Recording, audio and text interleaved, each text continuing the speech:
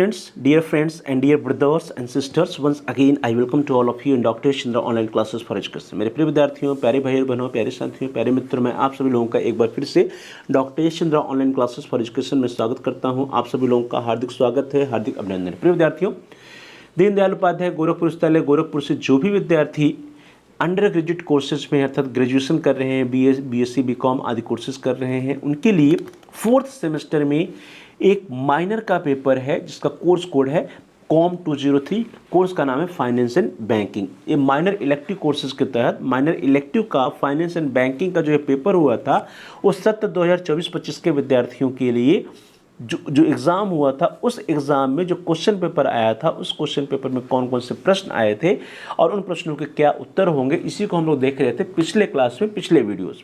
पिछले वीडियो में हम सभी लोगों ने question number 1 to question number 25 को सॉल्व किया था, उसके आंसर्स को देखा था। और आज उसी सीरीज में, उसी श्रृंखला में, आज की इस क्लास में, इस वीडियो के अंतर्गत जो बाकी के 25 प्रश्न हैं from question number 26 to question number 50, उसके बारे में चर्चा करेंगे। प्रत्येक प्रश्नों के बारी बारी से चर्चा करेंगे और प्रत्येक प्रश्नों के आंसर्स को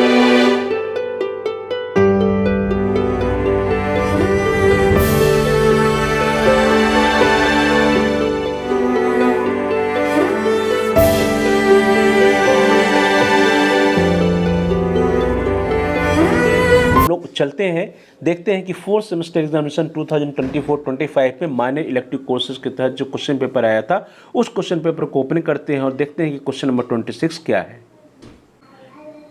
डियर स्टूडेंट्स, क्वेश्चन नंबर 25 तक हम लोगों ने पिछले क्लास में, पिछले वीडियो में सॉल्व कर लिया है, उसके आंसर्स को देख लिया। अब क्वेश्चन नंबर 26 आपके स्क्रीन पर है।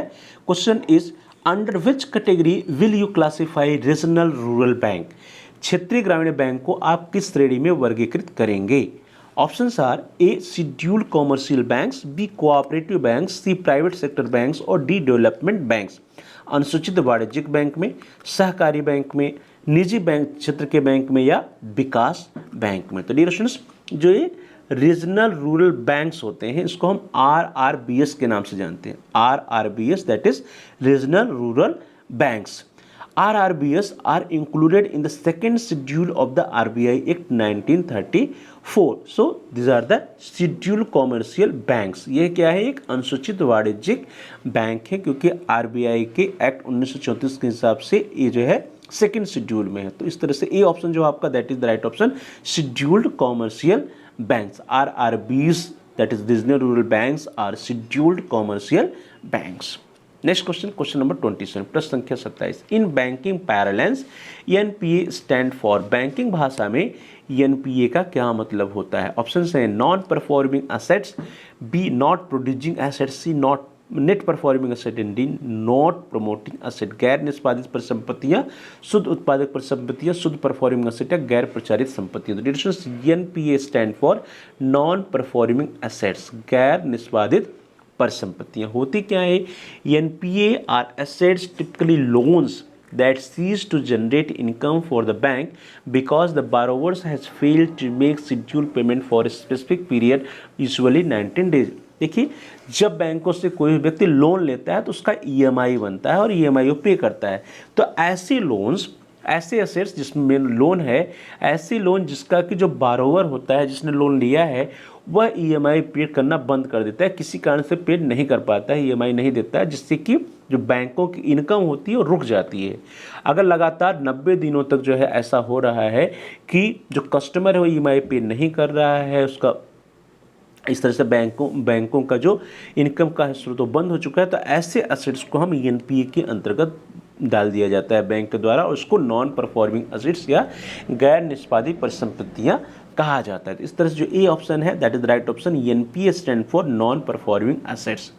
नाउ तो question number 28, what do you mean by money laundering? Money laundering से आप क्या समझते हैं? ऑप्शन है मनी लॉन्ड्रिंग होता है सीधे सीधे, जो बी ऑप्शन है वो आपको that is right option, converting money obtained through illegal sources into legal money. अवैध स्रोतों से प्राप्त धन को वैध धन में परिवर्तित करना ही मनी लॉन्ड्रिंग कहलाता है। मनी लॉन्ड्रिंग से अभिप्राय है अवैध रूप से प्राप्त धन के स्रोत को छिपाने की यह प्रक्रिया है मनी लॉन्ड्रिंग, और आमतौर पर विदेशी बैंकों या वैध व्यवसायों से जुड़े हस्तांतरण के माध्यम से मनी लॉन्ड्रिंग का कार्य किया जाता है, ताकि ऐसे लोग यह वैध स्रोत से यह दिखाते हैं कि यह जो आय है यह क्या एक वैध स्रोत से है। तो इस तरह से मनी लॉन्ड्रिंग क्या है? मनी लॉन्ड्रिंग एक ऐसी प्रक्रिया है जिसमें जो है विदेशी बैंक या वैध व्यवसायों से जुड़े हस्तांतरण के माध्यम से यह दिखाने का प्रयास किया जाता है या यह दिखाने का प्रयास किया जाता है कि जो भी स्रोत है वे क्या है, वैलिड है या वैध स्रोत है। तो इस तरह से जो बी ऑप्शन आपका that is right option. Money laundering means converting money obtain through illegal sources into legal money. अवैध स्रोतों से प्राप्त धन को वैध धन में परिवर्तित करना है मनी लॉन्ड्रिंग कहलाता है। क्वेश्चन नंबर 29 है, the main foreign exchange reserve in the country are. देश में विदेशी मुद्रा का मुख्य भंडार क्या है? ऑप्शन है foreign currency assets, gold stock, special drawing rights या ऑल ऑफ द एबव। तो डियर्स, देश में विदेशी मुद्रा का जो मुख्य भंडार है वो विदेशी मुद्रा संपत्ति, गोल्ड स्टॉक और विशेष आहरण अधिकार इन सभी के रूप में। तो इस तरह से जो डी ऑप्शन है that is the right option. Foreign currency assets, gold stock, special drawing rights, these are the main foreign exchanges reserve in the country. So the D option that is all of the above is the right option. उपरोक्त सभी जो है वो सही उत्तर है। अगला प्रश्न प्रश्न संख्या 30, question number 30, what does T stand in? T means in RTGS और what does T in RTGS stand for? RTGS में टी का क्या अर्थ होता है? तो डिस्कशंस पहले आप समझ लीजिए कि आरटीजीएस होता है क्या। आरटीजीएस का फुल फॉर्म क्या है? RTGS stand for real time gross settlement. जो पैसों का ट्रांसफर होता है वो आरटीजीएस के माध्यम से होता है, नेफ्ट के माध्यम से होता है। नेफ्ट होता है नेशनल इलेक्ट्रॉनिक फंड ट्रांसफर। तो इस तरह से आरटीजीएस का मतलब होता है रियल टाइम ग्रॉस सेटलमेंट। तो यहाँ पे टी का मतलब क्या होता है? टाइम से होता है। जो सी ऑप्शन है that is right option, time. In RTGS T stand for time. So C option जो आपका वो सही उत्तर। अगला प्रश्न है आपका क्वेश्चन नंबर 31 का, प्रश्न संख्या 31, the 1 rupee note bears the signature of. 1 रुपये का जो नोट होता है उस पर किसके हस्ताक्षर होते हैं? ऑप्शन से आपके आरबीआई गवर्नर के, डिप्टी गवर्नर के, फाइनेंस सेक्रेटरी के, फाइनेंस मिनिस्टर के। तो डिस्कशन जो 1 रुपये का नोट होता है, एक सवाल अक्सर कॉम्पिटिटिव एग्जाम में भी पूछा जाता है, जो 1 रुपये का नोट होता है उस पर फाइनेंस सेक्रेटरी का या वित्त सचिव का सिग्नेचर होता है। हमारे देश में in India 1 rupee note is the only Indian bank note that bears the signature of the finance secretary। हमारे देश में जितने भी नोट जारी होते हैं उसमें सिर्फ 1 रुपये का नोट ही एक ऐसा नोट है जिस पर वित्त सचिव का सिग्नेचर होता है। इसके अलावा सभी नोटों पे आरबीआई के जो गवर्नर होते हैं उनका सिग्नेचर होता है, while other currency bears the signature of RBI governor. तो इस तरह से जो सी ऑप्शन है आपका that is right option. The 1 rupee note bears the signature of finance secretary and other notes in India bears the signature of the RBI governor. Next question है question number 32, banking ombudsman services are available to. बैंकिंग लोकपाल सेवाएं निम्नलिखित के लिए उपलब्ध हैं। Options हैं all schedule commercial banks, regional rural bank, schedule primary cooperative bank, सभी अनुसूचित वाणिज्य बैंक, क्षेत्रीय ग्रामीण बैंक या अनुसूचित प्राथमिक सहकारी बैंक, और डी है ऑल ऑफ द अबव। जो ऑल ऑफ द अबव है that is the right option. Banking लोकपाल सेवाएं ये जितने भी बैंकिंग सभी के लिए है, सभी अनुसूचित वाणिज्यिक बैंक, क्षेत्रीय ग्रामीण बैंक, अनुसूचित प्राथमिक सहकारी बैंक, सभी के लिए बैंकिंग ओम्बड्समैन सर्विसेज या बैंकिंग लोकपाल सेवाएं हैं। तो इस तरह से डी ऑप्शन दैट इज उपरोक्त सभी is the right option. Question number 33, what is the full form of NAV? NAV का पूर्ण रूप क्या है? तो NAV stand for net asset value. NAV का मतलब होता है शुद्ध संपत्ति मूल्य। It is the common term used in mutual fund and exchange traded funds that is EFTs. Now the next question, question number 34, प्रश्न संख्या 34, what is the full form of NIM? NIM का पूर्ण रूप क्या है? ऑप्शन है net interest margin, net involvement margin, net international margin और none of this. तो dears NIM stand for net interest margin. NIM क्या है? शुद्ध ब्याज मार्जिन होता है इसका अर्थ। तो इस तरह से जो आपका ए ऑप्शन है that is the right option. Net that is NIM that is net interest margin is a computed by comparing net interest income, which put simply in the difference between interest revenue and interest expense with average earning assets। इस तरह से ए option जो आपका that is the right option. NIM stand for net interest margin. अगला question है question number 35, what does EXIM bank stands for? EXIM bank का क्या अर्थ होता है? ऑप्शन हैं आपके extra import bank of India, export import bank of India, export information bank of India और none of this three reasons. EXIM bank stand for export import bank of India. EXIM bank जो होता है वो भारतीय निर्यात आयात bank होता है। तो बी ऑप्शन जो है that is the right option. Now the next question number 36, mutual funds are regulated by, mutual fund को विनियमित किसके द्वारा किया जाता है? ऑप्शन है reserve bank of India, SEBI that is securities and exchange board of India, small industrial development bank of India और state bank of India. तो डिजिटल म्यूचुअल फंड्स को जो रेगुलेट करता है उससे हम सेबी के नाम से जानते हैं, that is securities and exchange board of India, प्रतिभूति और विनिमय बोर्ड भारतीय। ये होगा भारतीय प्रतिभूति और विनिमय बोर्ड, securities and exchange board of India. तो mutual funds are regulated by securities and exchange board of India. Mutual fund को हमारे देश में भारतीय प्रतिभूति और विनिमय बोर्ड के द्वारा विनियमित किया जाता है। So B option is right option. अगला प्रश्न संख्या 37, in the term called as EMFI what do you mean by यम? EMFI नामक शब्द में यम से आपका क्या तात्पर्य है? डियर स्टूडेंट्स, तो यहाँ पे जो EMFI है उसका फुल फॉर्म क्या होता है पहले इसको देखते हैं। EMFI stand for association of mutual funds in India. क्या है? Association of mutual funds in India. तो इस तरह से जो बी ऑप्शन है आपका that is the right option. EMFI नामक शब्द में EM का मतलब होता है म्यूचुअल से, because EMFI stand for association of mutual funds in India. Now the next question है question number 38, issuing of credit card is a component of. Credit card जारी करना निम्नलिखित का एक घटक है, कॉर्पोरेट बैंकिंग का, माइक्रो फाइनेंस का, रिटेल बैंकिंग का और रूरल बैंकिंग का। तो डिस्कशंस क्रेडिट कार्ड जारी करना जो है वह खुदरा बैंकिंग का एक घटक है। So C option is right option. Issuing of credit card is a component of retail banking या खुदरा banking. So C option is right option. Next question, question number 39, who issue treasury bills? Treasury bill कौन जारी करता है? Option से any government department of state and central, राज्य और केंद्र का कोई भी सरकारी विभाग, B reserve bank of India as the agent of the central government, see any commercial bank and D all of the above. तो जो ट्रेजरी बिल है, ट्रेजरी बिल को भारतीय रिजर्व बैंक केंद्र सरकार के एजेंट के रूप में जारी करता है। Reserve bank of India as the agent of the central government issues the treasury bills. So B option जो है आपका सही उत्तर है, that is the right option. Next question है question number 40, 1 rupee note and all coins will be issued by. 1 रुपये का note और सभी सिक्के किसके द्वारा जारी किए जाते हैं? RBI, central government, central state government या नन ऑफ देम। तो डियर स्टूडेंट्स, जो 1 रुपये का नोट होता है और जितने भी कॉइन्स होते हैं, सिक्के होते हैं, वो सभी केंद्र सरकार के द्वारा जारी होते हैं, सेंट्रल गवर्नमेंट के द्वारा जारी होते हैं। इसीलिए 1 रुपये पे जो वित्त सचिव होते हैं उनका सिग्नेचर होता है। इन इंडिया हमारे देश में 1 rupee note and all the coins in India are issued by the central government. Means 1 रुपये का नोट और सभी सिक्के जो है सेंट्रल गवर्नमेंट के द्वारा इशू होते हैं। Specifically the ministry of finance, जो उसमें मिनिस्ट्री ऑफ फाइनेंस होता है उसका रोल होता है। RBI is responsible for the issuing currency notes other than the 1 rupee note. और RBI क्या करता है? RBI सिक्कों का नहीं बल्कि 1 रुपये को छोड़ करके बाकी सभी नोटों को इशू करता है। लेकिन 1 रुपये का नोट और सभी सिक्कों को जो भारत का केंद्र सरकार है, सेंट्रल गवर्नमेंट है, सेंट्रल गवर्नमेंट का जो मिनिस्ट्री ऑफ फाइनेंस है, वित्त मंत्रालय है, वो जारी करता है।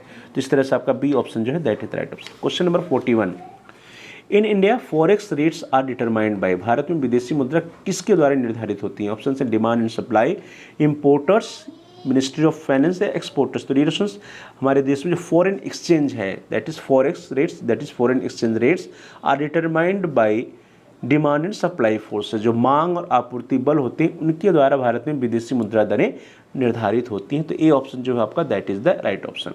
Next question, question number 42, FDR is, FDR का क्या मतलब होता है? तो FDR stand for fixed deposit receipt. FDR का मतलब होता है फिक्स्ड जमा रसीद और fixed deposit receipt. So B option is the right option. Next question है question number 43, which among the following does not decided by RBI। निम्नलिखित में से कौन सा RBI द्वारा निर्धारित नहीं किया जाता है? Option are CRR, base rate, bank rate या रेपो रेट। CRR आधार दर, बैंक दर या रेपो दर। तो डियर स्टूडेंट्स, जो बैंक बेस रेट होता है जिसको हम लोग आधार दर के नाम से जानते हैं, base rate is the minimum lending rate that commercial banks can charge their customers.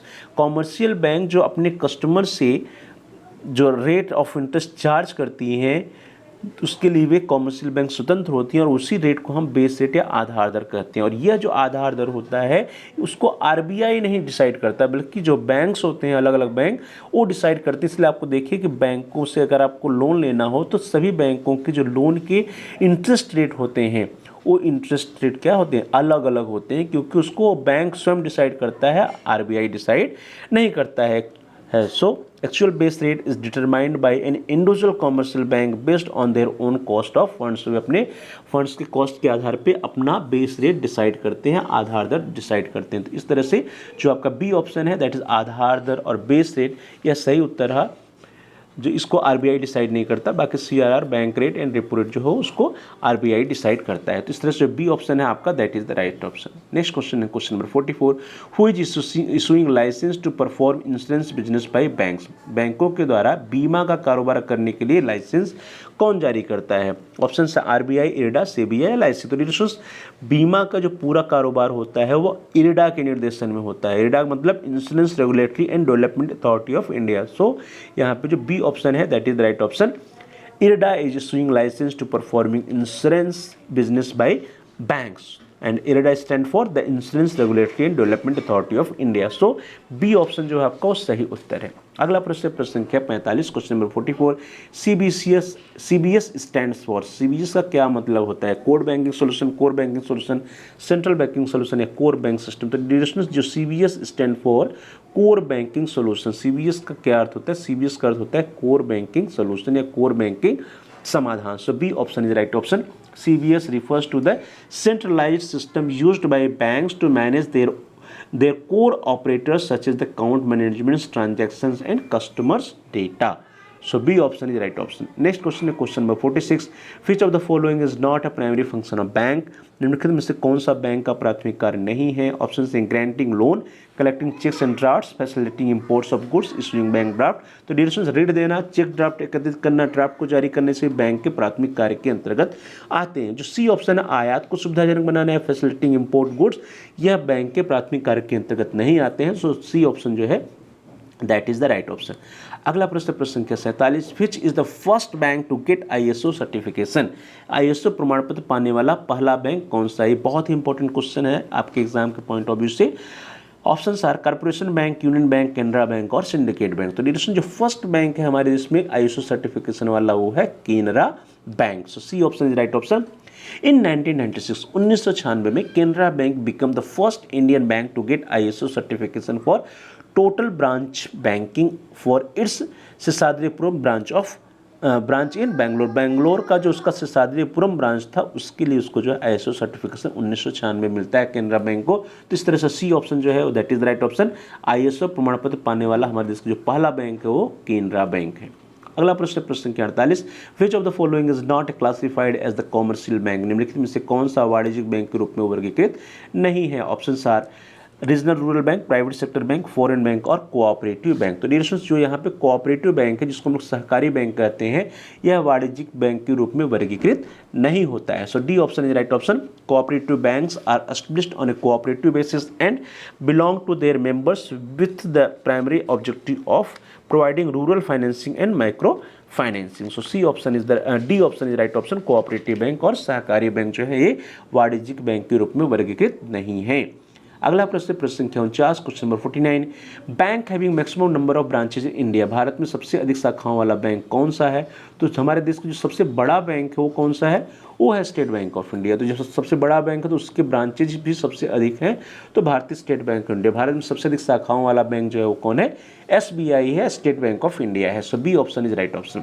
Next question number 50, the term smart money refers to. Smart money शब्द का क्या अर्थ होता है? Travellers cheque, internet banking, credit card और all of the above. तो directions smart money हम किसे कहते हैं? स्मार्ट मनी का मतलब होता है जो नकद में ना हो। तो credit card, internet banking, traveller cheque, ये सभी जो है स्मार्ट मनी के अंतर्गत आते हैं। स्मार्ट मनी शब्द का जो अर्थ है ट्रेवलर चेक से भी है, इंटरनेट बैंकिंग से भी है, क्रेडिट कार्ड से भी है। तो इस तरह से जो डी ऑप्शन आपका that is the right option. उपरोक्त सभी smart money refers to traveller cheque, internet banking, credit card. So the D option that is the all of the above is the right option.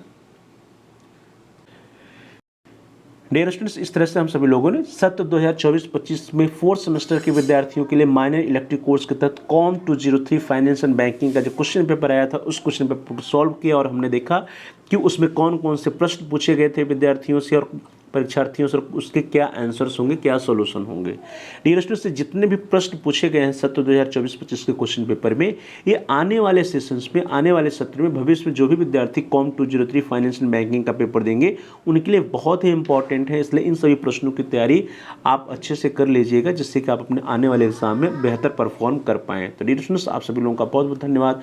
Thanks for watching, thanks to all of you. Please like, share and comment on the video. आप इस video को like करिए, इस video को अधिक से अधिक अपने फ्रेंड सर्कल में शेयर कीजिए, जिससे कि आपके फ्रेंड्स भी इस वीडियो का लाभ उठा करके अपनी तैयारी बेहतर कर पाएँ। और साथ ही साथ यदि आपका कोई सुझाव है तो आप कमेंट्स भी कर सकते हैं। और यदि अभी तक आपने चैनल को सब्सक्राइब नहीं किया है तो कृपया आप चैनल को सब्सक्राइब कर लीजिए। जहाँ पर सब्सक्राइब लिखा है उसके बगल में एक बेल का आइकन है, उस बेल के आइकन को प्रेस कीजिए। उसको दबाने पर, प्रेस करने पर कुछ ऑप्शंस आता है, उसमें से आप ऑल के ऑप्शन को सेलेक्ट कर लीजिए। इससे यह होगा कि आपके कोर्स रिलेटेड जितने भी नए वीडियोज आएंगे उसकी सूचना, नोटिफिकेशन आपको समय से मिल जाएगा और आपका कोई भी वीडियो मिस नहीं होगा। तो dear students, please like, share and comment on the video, also subscribe the channel and press the bell icon all.